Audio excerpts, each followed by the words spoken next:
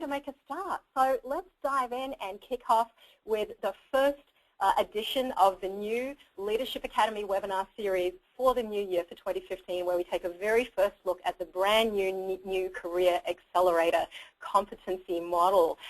With that, I'm going to hand on over to Eileen Tudgeon from New to say a few words. Hi, thanks, Joe. I'm very excited to be here and help kick off our 2015 Leadership Academy series. We have 8 fantastic opportunities for our members and non-members who are interested to join in and really dive into some great learning opportunities, starting with today's with our new Career Accelerator. And I want to go ahead and just give a quick shout out to some of our new partners who have upgraded their sponsorship. So shout out to our Hershey's folks. Hopefully you're joining across the country today. Welcome to the title partnership spot there. And also shout out to Mars for upgrading to Foundations partnership. We're very, very excited to increase your partnership with New and see what we can do together in 2015. And I'm also always excited and happy to introduce Joe. And Joe Miller is the CEO of Women's Leadership Coaching and has been a great partner and friend of New. Great opportunity to see you this year in Atlanta at our summit. And wow, to see Leadership Academy live was awesome. So really excited to partner again in 2015. And for those of you who are just meeting Joe today, Joe is really truly a leading authority on women's leadership. And you'll see that she delivers speaking presentations well beyond Leadership Academy and has some awesome information on BeLeaderly.com. So, Joe, very excited to partner with you here today, and I'm going to kick the mic back to you.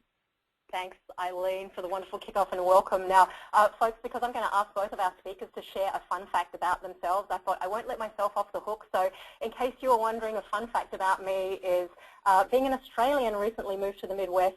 I haven't really picked up on many winter sports yet, but this winter I took up sledding and ice skating. I'm by no means a pro at either of them, but I'm really loving, loving those 2 new winter sports. With that, I'd like to introduce Robbie Solomon to you. And Robbie is relatively new in his role with the Network of Executive Women. He is the Director of Talent Development and has really been the architect behind the model that we'll reveal and unveil to you today, the new Career Accelerator model. Robbie, why don't you go ahead and tell us a fun fact about yourself, something that our listeners might not be aware of.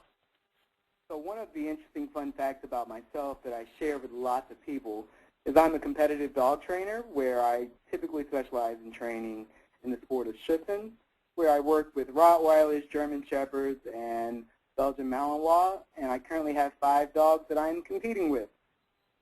Wow, that is really impressive. In fact, you reminded me of many years ago when I was doing some executive coaching. One of my coaching clients used to refer to managing up, managing your leaders. She called it puppy training.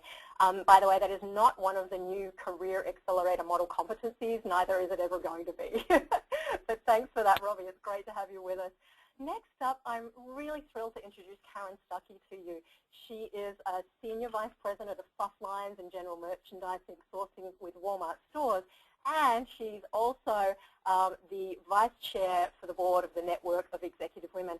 Karen, welcome and thanks for joining us. And could you also introduce yourself with some fun fact about yourself that we're not yet aware of?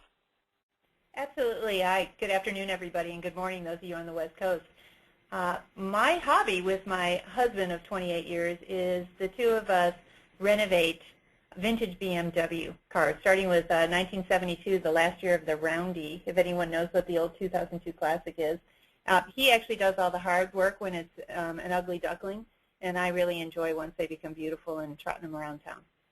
Terrific. You enjoy the ride at the end of the day. That's great. And what a great diverse group of hobbies, by the way. We should give ourselves a pat on the back for that. So, of course, we're going to be hearing lots more from Robbie and Karen as they walk us through all aspects of the new Career Accelerator model. But just to give you a sense of where we are in our semester 1, of course, today is all about unveiling the new Career Accelerator model. But next up, next month, we're going to be taking on the really interesting topic of stretch assignments, how to find them, how to take advantage of them, how to use them to advance your career. Then we're going to talk about strategy and a deep dive into strategic planning with a couple panelists. And then finally, talking about delivering real results to the bottom line of the business. I hope what you'll see is these are all very much in alignment with the different competencies which were discussed today from the new Career Accelerator model. So that's what's ahead in the year. And I'm just going to ask our panelists if they wouldn't mind hiding your webcams away now so we can put our heads down and focus on delivering some great content to you for the rest of the hour. We'll be back again during Q&A time, of course. So with that, I love to tweet, New loves to tweet. You can include the hashtag New Academy. We're always looking out for who the top tweeter is, just to add an element of competition. So open up your Twitter apps, folks, and you can include Karen and her company with their Twitter ID, Walmart. Of course, include New at New National, and myself, Joe_Miller, and we'll be tweeting and retweeting and looking out for who our top tweeter of the day is. But with that, let's get down to business. And Robbie and Karen, I'd love to have each of you really just give us an introduction, a little background to the new Career Accelerator model, and tell us why it was that New decided to engage in this work. So, Robbie, perhaps first to you, tell us from your perspective, why is it that New was engaged in this work? So in the early 70s, there was a lot of research that came out about breaking the glass ceiling and how to get women beyond this perfunctory level in organizations. And when we fast forward and look in 2015, the data is overwhelmingly dismal in the sense that women are still stuck in the frozen middle within our industry. And so as we are beginning to try to escalate and ramp up how we get women to the top of organizations, we understand that they have to have some career competencies. Understanding how do you leverage your career to get to the top of an organization. So the competencies and derailers really become the building blocks for career advancement. And so the model that we have developed really is the foundation for which New will develop additional events, white papers, research, seminars, webinars, leadership development programs. It will be our guiding star in helping women get to the destination that they desire for themselves.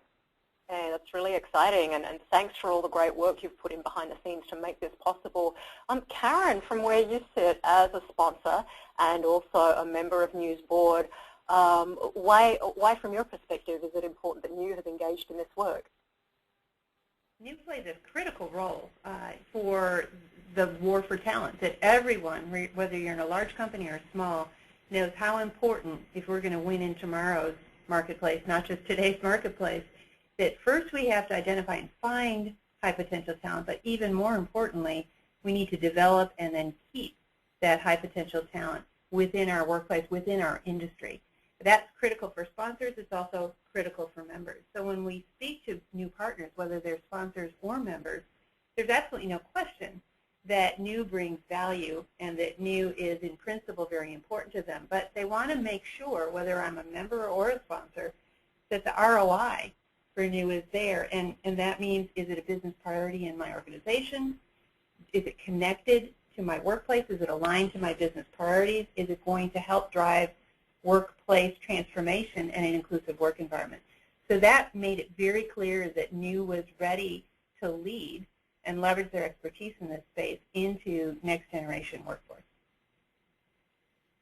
Terrific, thank you. And so, Robbie, the model itself, the Career Accelerator model, is made up of a series of competencies but also derailers. Could you walk us through what those are? What is a competency, what's a derailer, and how do the two differ? Thank you. So our model really is built upon competencies and derailers, where both are terms that are rooted in observable or empirical behaviors. And anything which can be seen, we can also measure. And Peter Drucker really has a saying that that which gets measured increases. And so we really wanted to build our competency model for accelerating women's careers on things which are observable, those soft skills that make a critical difference, but are often overlooked, and people will feel, or organizations feel, that it's more about a touch or feel as opposed to something which can be measured. And we want to really put a stake in the ground in saying that these competencies are things which we can identify, we can increase, and we can measure and help people do better. Additionally, career derailers are those identified factors which mean that an individual's career is no longer moving forward. So it doesn't necessarily mean that you're losing your job or you get fired, but you are no longer making the forward progress that you have desired to make. Thank you. And just for everyone's reference, I've included in the PowerPoint deck here, as you'll see coming up, some tables with not only the names of each of the competencies and derailers, but a short paragraph descriptor there. So really encourage everyone to pull up your copy of the PowerPoint from the new Leadership Academy Study Hall. Dive in and create a copy of these competencies and derailers for yourself so you can walk away with a tool that you can use to start to move forward and coach yourself for further success in your career. I won't dwell on these too long, but just wanted to let you know that there's some real muscle behind these lists, these competencies and these derailment factors, and a lot more there for you to dive into and start to use as you move forward and accelerate in your own career. But Robbie, tell us, the model is all about executive level competencies. Why so, and in what ways might these be relevant for people who are earlier on, say early career or mid-level, and not yet at that executive level themselves? Absolutely. So we wanted to begin by understanding that getting to executive level success rarely happens by accident, and it's a career-long journey. We also know, based on the research and lots of data which is out there, that there simply isn't enough female talent at the top of our industry, especially considering when we identify who our consumers are and who our target audiences are.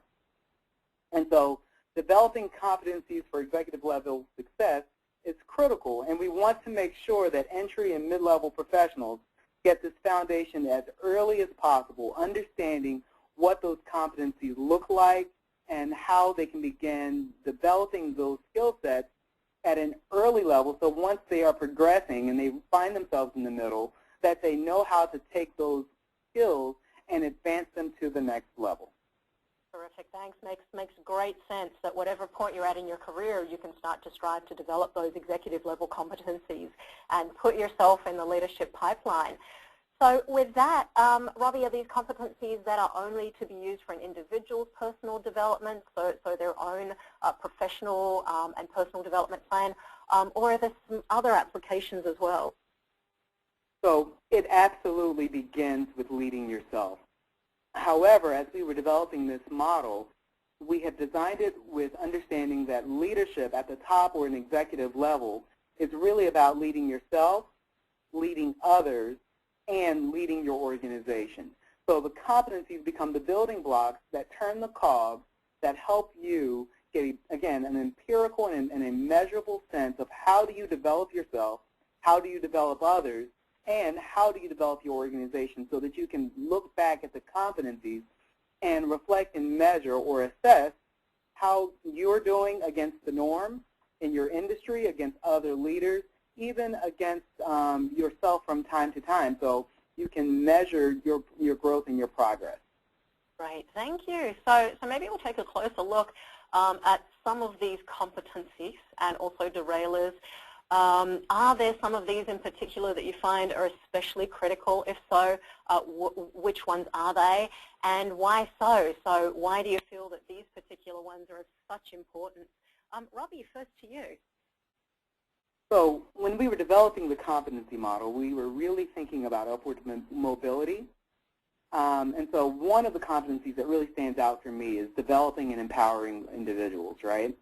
And so if you cannot be replaced, you cannot be promoted in your organization. And that's, I think that's a mindset shift that we have to really grasp with.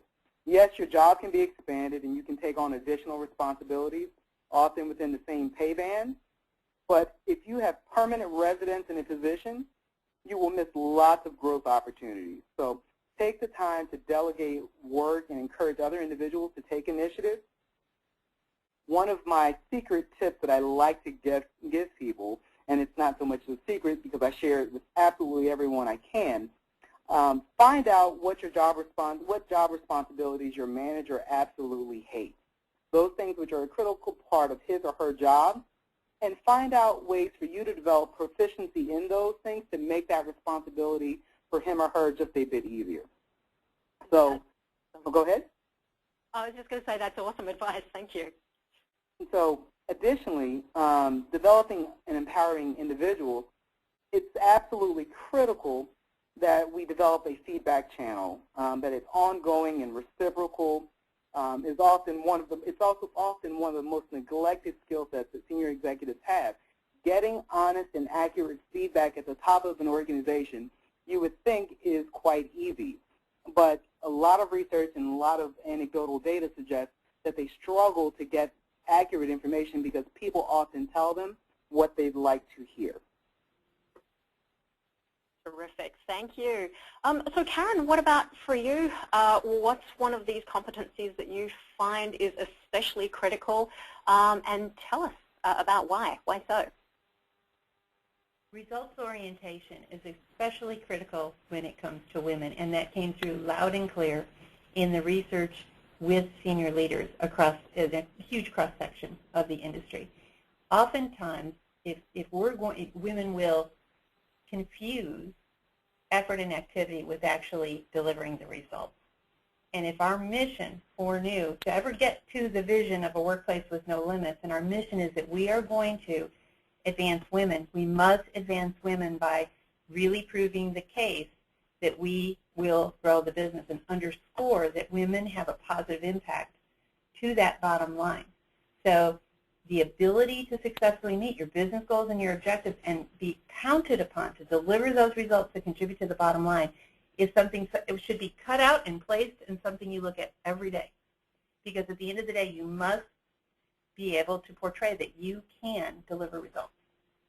Terrific. Thanks. More great career advice. Write out, deliver results, and put it up on in a frame in your cube so you see it every single day. Robbie, what else? Let's hear from you now. What's another competency that you think is especially critical from the model?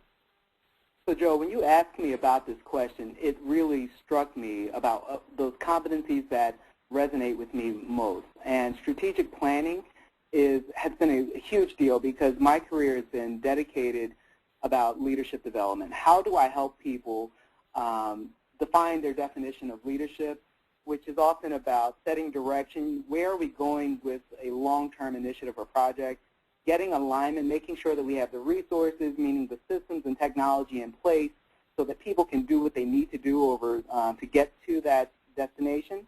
And then finally, getting the commitment, about getting people inspired about what we're doing. How do we really make sure that we have people in the trenches who are compelled and enjoy doing the work and continue to do it beyond the initial launch of an initiative?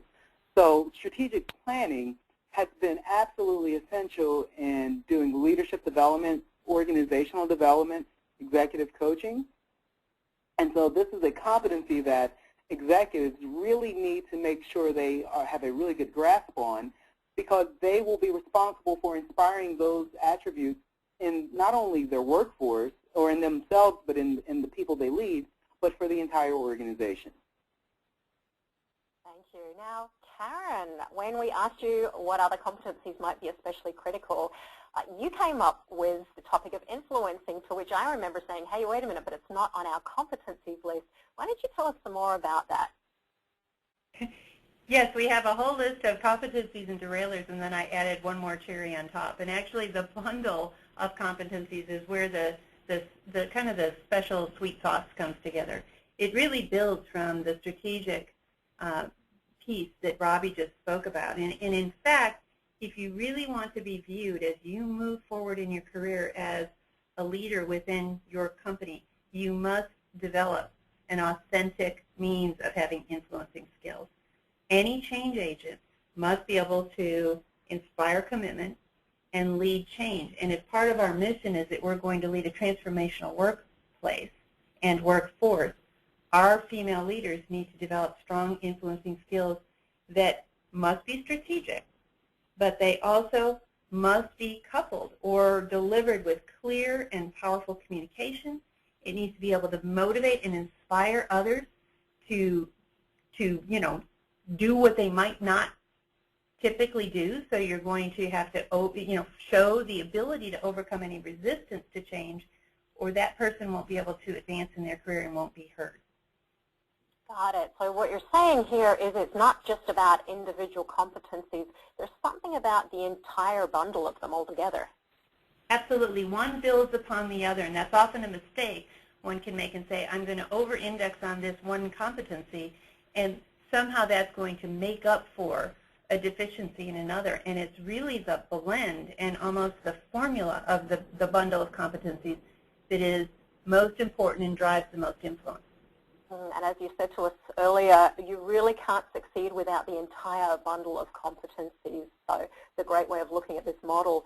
So from the competencies to the derailers. And Karen, next up, could you tell us about a specific derailer that you think is worthy of greater attention, that you feel is really critical for our audience to know about? To me, the number one derailer for any leader, male or female, is the inability to effectively take risks. And the effective piece of that is very important. It is not simply taking risks that aren't thought through. But if a leader wants to be strategic and have influence, and they want to drive that and are unable to take risks, if they are afraid of failure such that they don't ever drive the new and innovative ideas or the change that's necessary, that ends up being a significant derailer in their ability to actually reach those executive levels they might desire. Because the fact remains, the larger the risk, the bigger the reward. So don't be afraid to fail. Don't have a fear of failure.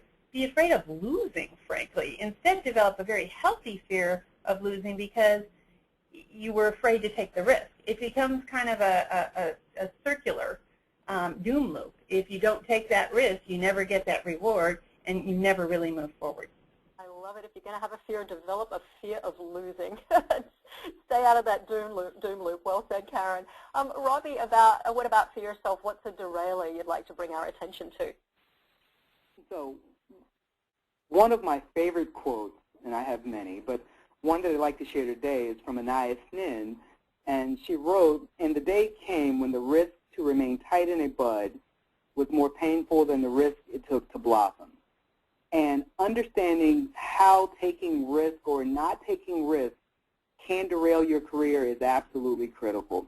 And this model that we have developed in conjunction with the Center for Creative Leadership is absolutely land-breaking, or it's brand new, because over the center's history, taking risk has often been seen as a competency, those things that individuals needed to do to get to the top.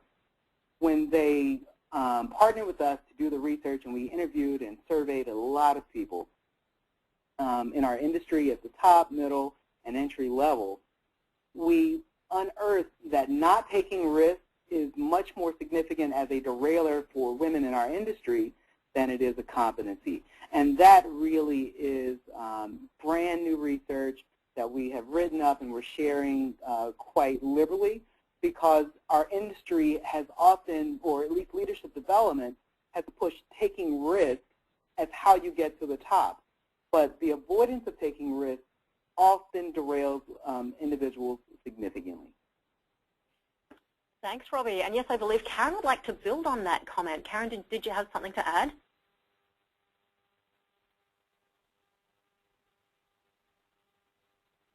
Karen, are you with us? No? I am, sorry. It makes so much sense to, and it can be confusing, take a risk, don't take a risk, it's a competency, it's a derailer. It's all about effective, which was the term used prior, but it's taking a calculated risk. It's take a calculated risk, take a thoughtful risk that considers the up and down sides of the unintended consequences. Make sure you do the calculation. Oftentimes people will say, I took a calculated risk, but did you do the calculation? And that's an important element to remember. Thank you. So with that, we're going to check in with our audience next and launch a poll, because we want to find out from those competencies and derailers that we've discussed, in greater depth today. Which of these do you think is going to be most critical to your professional development going forward in the next year? So I'm just going to ask our webinar producer, Anne, to go ahead and load up the very first poll. That will be coming up in just a moment. As we do, I'm going to check in and see if we have any comments that have come in from our audience, just see what people are saying. And no, not yet. So folks, please go ahead and put your answers into the poll. Which of the competencies or derailers that we've discussed so far are going to be most crucial to your development moving forward in the next year? Is it, number one, the competency of developing and empowering other individuals? Or is it results orientation, as Karen described to us? Or was it strategic planning, which Robbie told us a little more about? Or Karen's notion of the entire competency bundle being of importance, and especially the skill of influencing? Or finally, was it that critical derailment factor that both of our panelists expanded upon, the one of not effectively being willing to take risks? So go ahead and put your votes in. If you're in a group with colleagues, I'd say the person sitting closest to the keyboard gets to put their input in. I don't have any comments coming in yet through the question bar, but folks, if you have experiences dealing with these competencies or derailers in your own career, feel free to open up the question bar, send us a note, let us know how these look for you personally or how they've been playing out for you in your career. And also, feel free to put in some questions that we can deliver to the panelists when we get to our Q&A time. So with that, we've closed out the poll, and let's see if we can go ahead and share those results and see what our audience is going to work on going forward. And that's kind of interesting, kind of almost an even mix across the board there, though, with a slight preference, I would say, for strategic planning. So good to know. That's actually one of the programs coming up later in the semester. So with that, folks, we might keep moving along, and I am going to just ask Anne to close out those poll results there. And now let's go ahead and start to talk about how you can take advantage of these competencies by weaving them into your own personal development plan. And Robbie's here to share some tips with us. So how can our audience, our listeners, new members, go ahead and use these competencies to put together a personalized career development plan for themselves? Absolutely. So information for the sake of information doesn't advance women in our industry. And so it's critical that everyone takes the time to put together a personalized development plan, which is informed by your organization's culture, your experience, your education, your networks, and how do you take these competencies and get a real sense of your strengths and your developmental areas. You have to assess the gap. And a 360 assessment, whether it is a formalized 360, which is administered by your HR group or in partnership with NEW or your executive coach, getting a 360 perspective is paramount. And so then you can compare the results from the 360 assessment with your own individual self-assessment to assess the gaps. What are you really doing well? What are those things which you are behind the norm? Or how do you close the gap?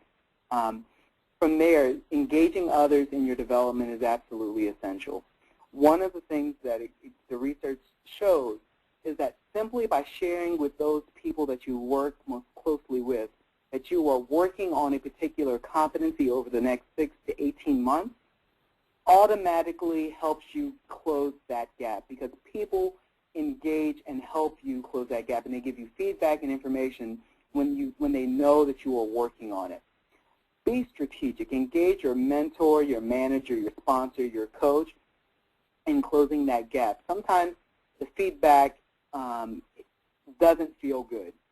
And it's a lot like physical therapy, that you have to get that feedback. You have to stretch and exercise those muscles to get to the growth and get back to optimal performance. And then finally, make sure that you are creating a plan to integrate your performance development plan so that your performance appraisals and your career development are mutually reinforcing. These should not be counter to each other. This is terrific, and this is apropos no matter what stage or phase people are at in their careers. So I really hope everyone's taking notes here about whatever might be your next step in your personal development plan using this model. Is it to assess your gaps, to narrow the gaps, or to create a plan? And I got a very timely comment coming from Michelle, who said that the only negative in her own performance review last year in 2014 was that she needed to spend more time developing her employees. It came as a bit of a surprise, but I can sense from her comment that that's something she's really committed to doing. So thanks, Michelle, for sharing your own experience with these competencies. So, Robbie, what's next then if people want to bring the model into their own organization and start to use it as a development tool? What are some steps that they can take? What do you recommend they do to get started? So I think there are lots of things, Joe, that people can do to get the model into their organization. We have recently published the white paper. Disseminating that white paper throughout your organization or with your new members or with an employee resource group is a great way to begin having that conversation. You can take the Leadership Academy webinar into your community and watch that. Have a discussion, have a dialogue, have violent disagreement, but really it's about understanding the competencies in the culture that you live in and you work in. How do you can also connect with your new ambassadors to have new come and do an on-site presentation regarding the model, walking the model through detailed step-by-step and integrating that based on the culture that you're working in. And then the last step that we can recommend is about holding a new Career Accelerator workshop with a panel discussion and 360 assessment for where you get an individual group result as well as your individual report.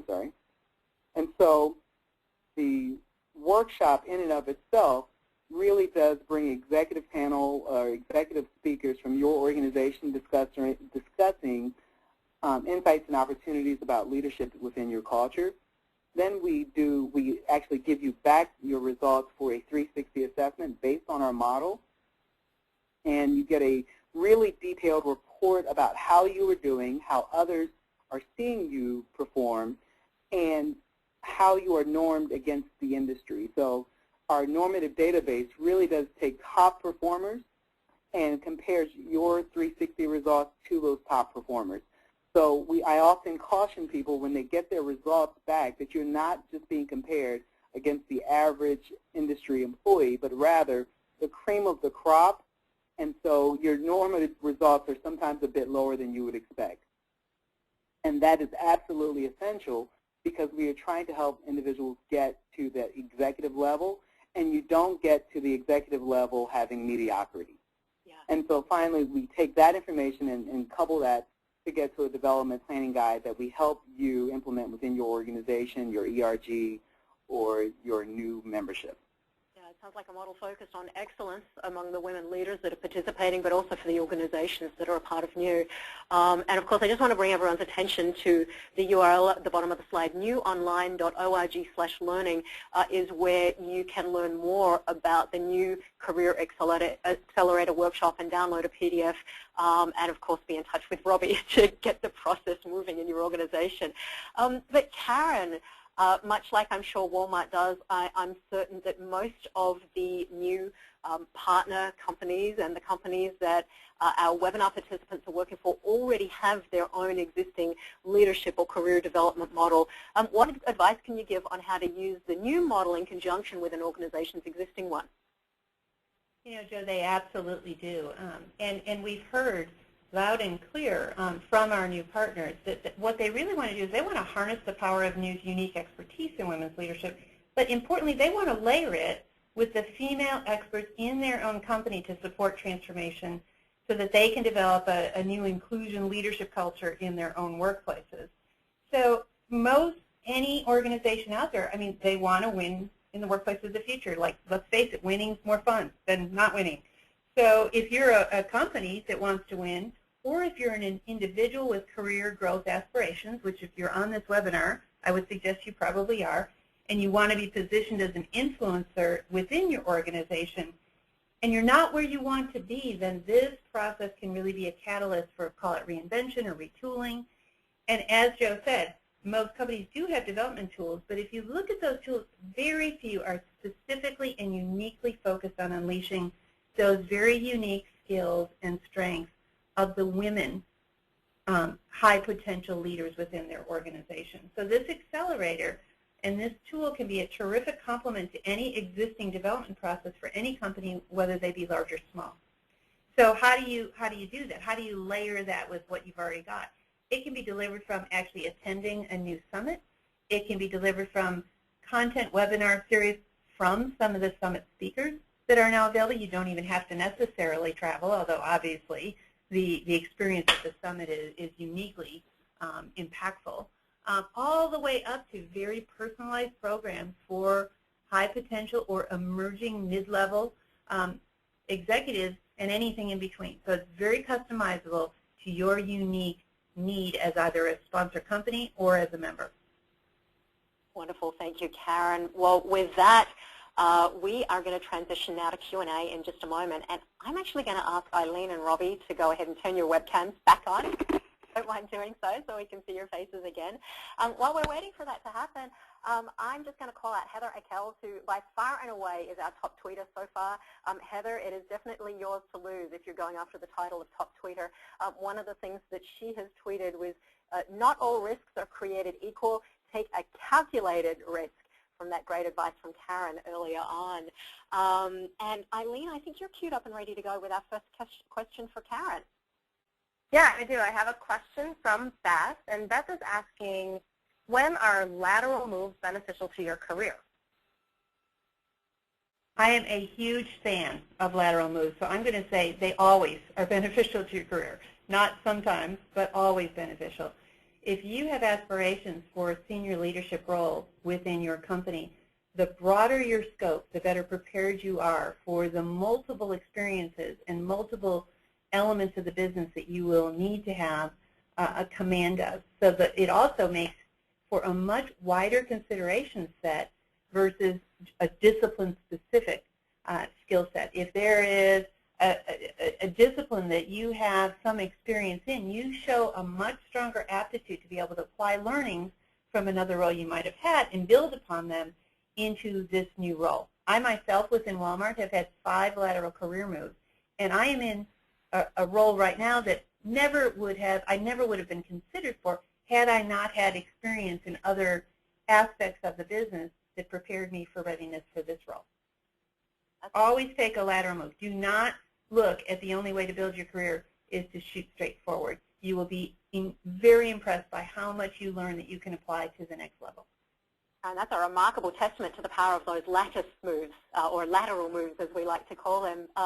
Robbie, next question is for you, and this one comes in from Megan, and she's asked, what are some tips on mastering your current role that can set you up for success in the next role? That's an awesome question, and one I'd like to start by focusing on one key and critical word that's in that question, and it's mastering. It generally takes a high performer 2 years to grasp their entire role to the level of above average proficiency, which is not considered mastery. Yet fast-track high performers may not be in a role for 2 years. So while you are in your current role, ensure that you are adding value via your contributions. As well, you are learning and exhibiting the signs of contribution progression. And so there's some research out of Harvard that suggests that the 4 stages of contribution are contributing dependently, contributing independently, contributing through others, and then contributing strategically. And regardless of where you find yourself in the organization, those 4 stages of contribution hold true. And so making sure that you are adding value is absolutely essential for success in your next role. So that's a skill set that you can adopt wherever you find yourself. That's great, Robbie. If you don't mind, would you just read those 4 stages of contribution again? Because I just know there's going to be people in the audience who didn't catch those but really want to make sure they take note. Absolutely. So the 4 stages of contribution are contributing dependently, contributing independently, contributing through others, and contributing strategically. Right, thank you. Now, before we have our next question, Eileen's question for Karen, I'm going to ask our webinar producer, Anne, if she could load up the second poll, because we want to check in and see what next steps people are planning on taking after today's webinar.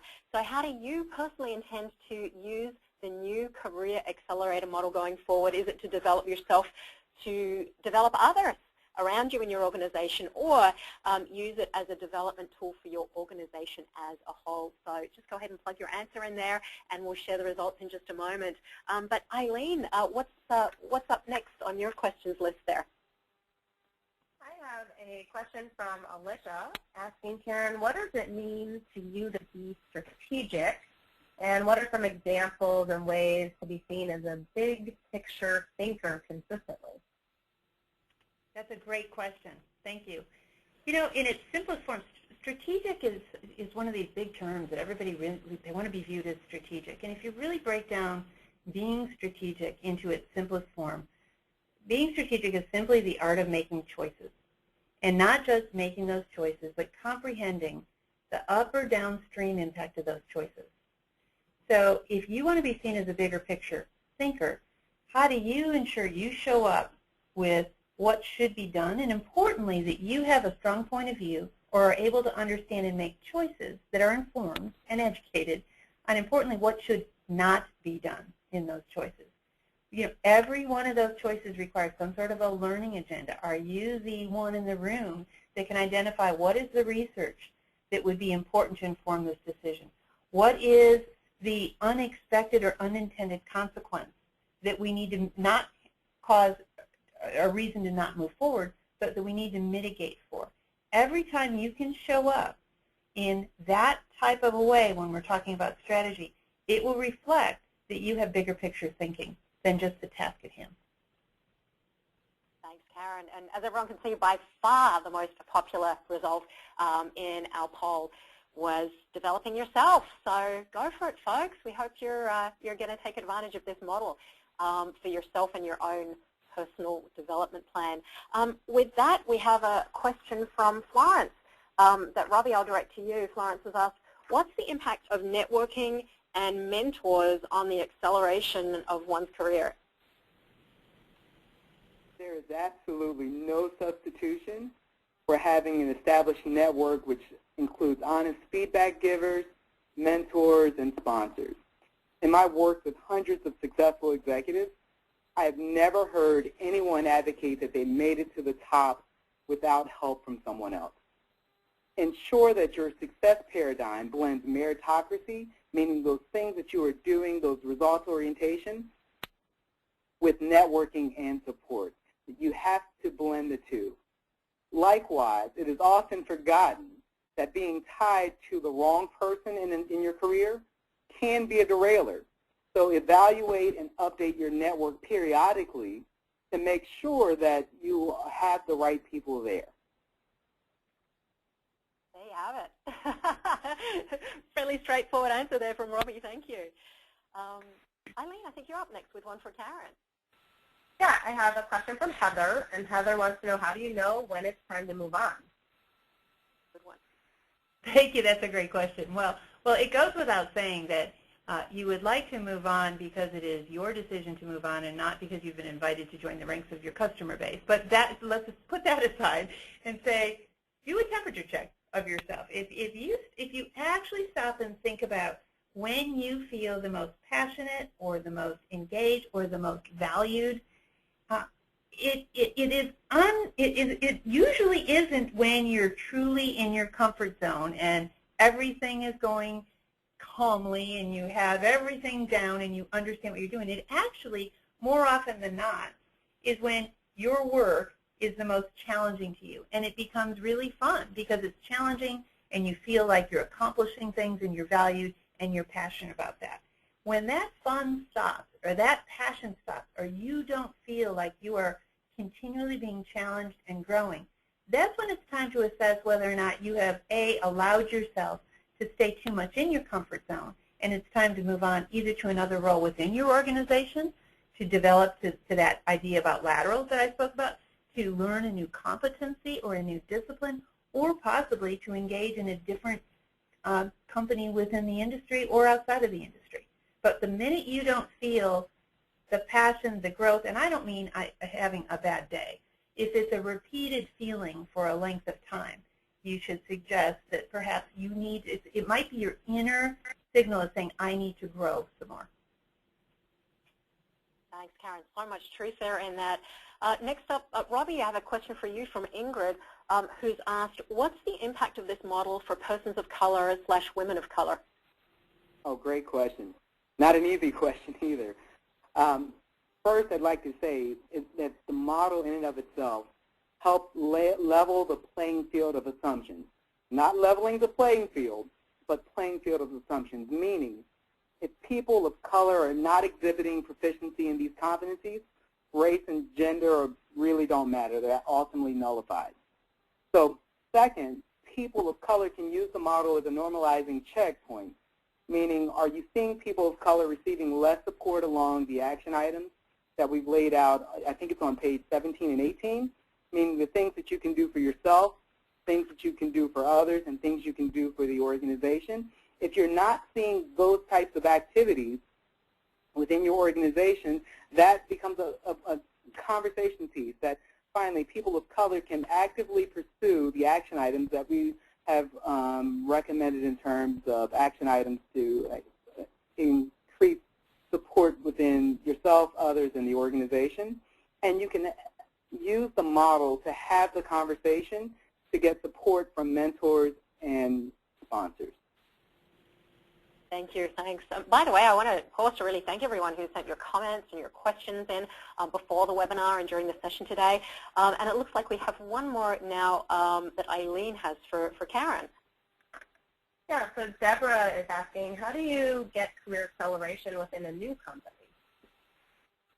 When you join a new company, I would tell you the number one thing I say is to get involved and to engage. But the way you do that is very important. It needs to be very planful. I am a huge proponent of the concept of the 100-day plan. So if you are joining a new company, and it's as simple as the first 30 days, 60 days, 90 days, add the 10 days, and how you approach your entry, if you will, into a new company before you can even begin to accelerate. First, you must be noticed. But first, take that first third or those first 30 or so days and listen to learn. That is of critical importance. There is a reason you have 2 ears and 1 mouth. It's because you should listen and make sure you understand the nuances and the way of working of the company that you have joined. That second 30 days or so, that second third of that period is when you should join and begin to participate and begin to build networks and begin to understand where you have the potential to add value. You don't automatically add value. You have the potential to add value. And then that last third is where you would start to move into more active engagement, where you would start to offer insights or observations that will get you noticed, and then it becomes much more of a pull versus you feeling like you need to push. If you do not engage, no one in a new company is going to tap you on the shoulder and say, you look like you might have something to contribute that would make me want to grow you within this company. You have to find ways that your value can be made more obvious. Thank you. Karen, would you be up for one more question that's come in live from our audience on the topic of results orientation? Sure. Right, and it's a great one. It comes in from Heather, and I'd love to hear your thoughts on this. She said, sometimes it could be hard to say no, which can muddy the results orientation competency. And I think she means saying no to things that tear you away from being able to consistently deliver results in your role. She says, do you have any suggestions on how to manage this? Absolutely, and that is a much larger derailer for women than tends to men. And that is not an opinion. That is there is empirical evidence behind women have difficulty not always wanting to please. So they will be fearful of if they say no, it somehow translates into that they can't handle it, or they're not capable, or they don't have the bandwidth, they're not smart enough, fast enough, good enough. So they say yes to everything, both to try to build relationships and also to be viewed as that go-to gal, if you will. Instead of the flat-out no, it is often very effective to communicate to the individual asking, here's the priority of what you're working on today, and shift that no into not now. If you can switch no into not now, and then determine what criteria would be important for you to then engage in that, that forces the individual asking for that commitment from you to have to make a case for why that priority is more important than one that you're working on.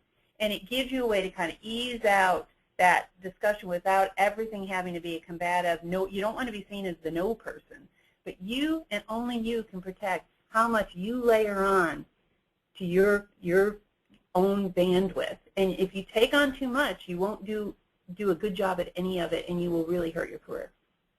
Thanks, Karen. Great advice. There's such power in shifting the no to not now, and I see all our panelists' heads nodding, mine included. I'm sure the audience is too. So with that, just a reminder that you can find this information about the new Career Accelerator model and workshop at newonline.org/learning, and we really encourage everyone to go, click on the new website, download the PDF, gather more information, and in just a moment we'll give you some discussion questions to carry the conversation forward within your group. But before we do that, as we start to wrap up and close out on the program today, would love to hear from each of our panelists. Karen, maybe starting with you. What's your final word of advice for our audience today? So what's a closing thought you'd like to leave us with, Karen? A couple here. A very wise leader here once made a statement that I found startlingly and very simply relevant, and it was the concept that it is far easier when you have momentum to go from 40 miles an hour to 60 miles an hour if you were in a car, or you're a runner, to go from a cold start to 20. And that same, if you think about that as a parity for that same momentum really works in your career. So when you're looking at competencies, lean hard into the competencies that come easily to you. Those that come easily to you help you go from that 40 to 60. That doesn't mean that you should turn around and ignore the derailers, but don't make the mistake of trying to take the competencies that are not your strengths and transform a weakness into a strength. It's not going to help you build your confidence. It's going to erode your energy for leaning into your strengths. And I'll tell you, lack of confidence is a disease. Treat it like a disease. So don't set yourself up for failure in that way. Instead, I would encourage you to focus on neutralizing your weaker areas so that they don't cancel out the strengths that you do have. Then you'll find you will be able to grow and thrive and most certainly get out of that frozen middle that Robbie talked about earlier. There is a quote, there's a reason sports quotes are so relevant. Jimmy Dykes, who's a famous coach, said it's hard to beat relentless. If you are relentless in your career and focused on developing yourself and developing others, it's hard to say no to an individual that's really focused on their career. But you've got to remember, I mean, I just sat with a local Girl Scout who said, you are what you do, not what you say you're going to do. So again, going back to that no in what you're doing, make sure that you are what you do, and don't just walk around promising what you're going to do. You have to deliver those results. Thanks, Karen. Such great stuff. I feel like we could have sat here and listened to you for a whole other hour, and every moment, every sentence would have been as powerful as what you just shared. So much appreciation for you and everything you've shared today. Robbie, to you, what's a closing thought you'd like to leave us with here today? So I will echo the Girl Scout leader's sentiment with a quote from Aristotle where he says, we are what we repeatedly do. Excellence then is not an act, but a habit. And so I would just encourage everyone to be intentional about your career. How do you practice excellence, and I would say sustainable excellence? How do you make sure you continue the forward career trajectory that makes you happy? How do you lean into those strengths? How do you keep those derailers from keeping you from being relentless? I absolutely loved Karen's closing thoughts, and I think it absolutely makes perfect sense. Perfect sense. Lean into that which you are really good at, be intentional, and do it repeatedly. Such great stuff. So go on out and accelerate your careers, folks, as well as those of everyone around you and your organization as a whole. Don't forget, New is active on just about every social media channel there is, so make sure to take time to connect and stay in touch. And of course, you can follow up with Robbie Solomon regarding the new Career Accelerator model and workshop. Here is his contact information up on screen. It's rsolomon@newonline.org. For those of you who are new members or joined with a new member today, the recording and handouts will be posted next week in the newonline.org study hall. I know we also have a handful, 1 or 2 non-members joining us as we will throughout the year. For you, we're going to send a follow-up email with a recording and handouts. So watch your email come the next Monday for those. For anything else related to the program today or the rest of the year, contact Eileen Tarjan or myself, and you can see our email addresses there on the screen. So with that, mark your calendars, folks. We'll be back again on March 6th, another Friday, first one in March, with our next class where I'll be interviewing a couple senior industry leaders on the topic of stretch assignments, how to choose them, how to go after them, how to succeed at them, and how to use them to accelerate your career. And with that, folks, I'm going to place some discussion questions up on the screen for those of you who've joined with colleagues so that you can carry on the conversation going forward. What I encourage you to do is to review the new Career Accelerator model and then think about these 3 questions. What can you do to use the model to help, number 1, develop your organization? How will you weave this model into what your organization is already up to and doing? Number 2, how will you use this model to develop others around you? And finally, of course, develop yourself. And can you tie one of these competencies specifically back to your own position? So with that, folks, Robbie Solomon, thank you so much for joining us and for everything you shared today and for being the architect of this great new work going forward. Thank you, Joe, for having us. Thank you, Eileen, as well. Yeah, indeed, Eileen. Thanks for doing a great job as moderator. Good. Thank you. And with that, Karen Stuckey, I wish you could see you on screen. Unfortunately, your firewall was not allowing us to. But with that, thanks for everything you've done and shared with us today. My pleasure. Thank you. All right, folks, it's time. We're going to do the new Leadership Academy webinar panelist fist bump with sparkles on a count of 3. 1, 2, 3. All right, everyone. Thanks for joining today. Take care. In March. Thanks, everyone. Goodbye.